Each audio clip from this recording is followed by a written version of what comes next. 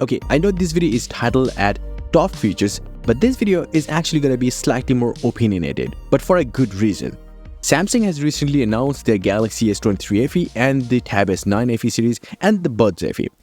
But the most important thing is that the Galaxy S23 FE has some mumbo-jumbo of specs. The reason behind it is very simple. Samsung actually is saying that it is not a fan edition phone anymore. It just named FE, and that's the only reason why it's not following the same trend as the S21 FE or the S20 FE. Means it is not coming with the flagship Galaxy chips. This strategy can work, but for next year, not this year. This year's chips are the Exynos 2200 and Snapdragon 8 Gen 1. Now the Snapdragon chip is coming to the US market, and everywhere else it's the Exynos. Now both of these chips have 1 Cortex X2 core, 3 Cortex A17 cores and 4 Cortex A15 cores. Just the Cortex X2 cores are running at different clock speeds, and then there is the difference between the graphics. Xclipse 920 on the Exynos and Adreno 730 on the Snapdragon. Because both of these chips are also made by Samsung Foundry's 4nm process node. Means thermal efficiency wise, these two are kind of similar and they're not the best ones either. And mind you, this is the same chipset you can also find inside the S22 series. So it's kind of an S22 FE rather than S23 FE from inside. The screen though, it's still 6.4-inch dynamic AMOLED 2X panel, 120Hz refresh rate.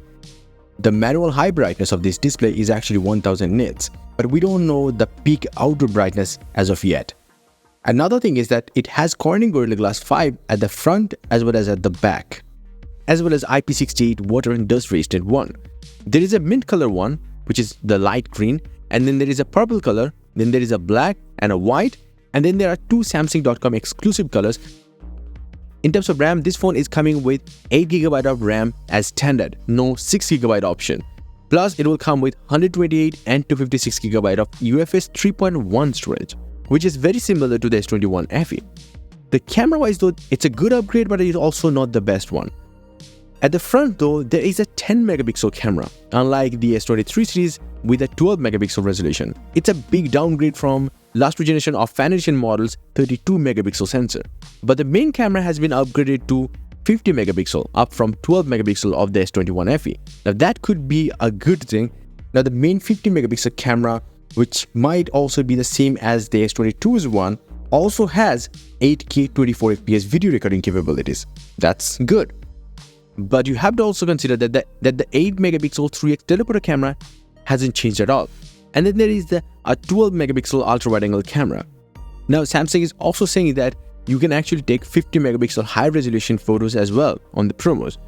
In terms of battery though, they are claiming you can watch videos up to 21 hours, listen up to 66 hours, but it's the same battery capacity as the S21 FE, 4500. And same thing goes about the charging. Same, there is a wireless charging support as well as 25-watt wired charging. Now one upgrade you might say is that there is Bluetooth 5.3 instead of the older Bluetooth generation, so it's much more power efficient, but that's probably it.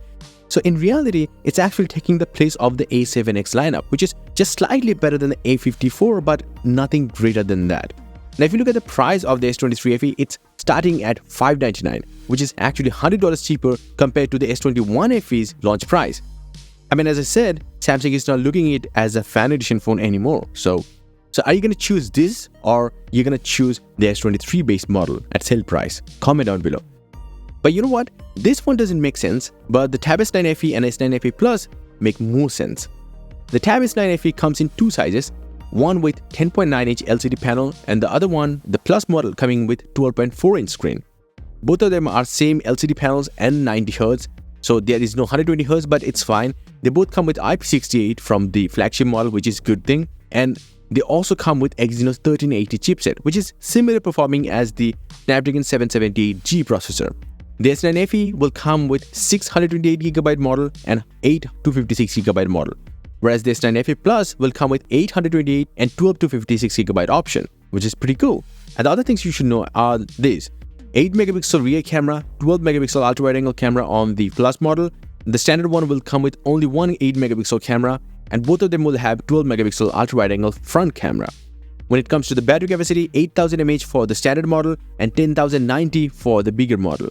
And both of these devices also come with the S Pen bundled, but no charges in the box, and you have to buy that separately because these two also support 45-watt fast charging.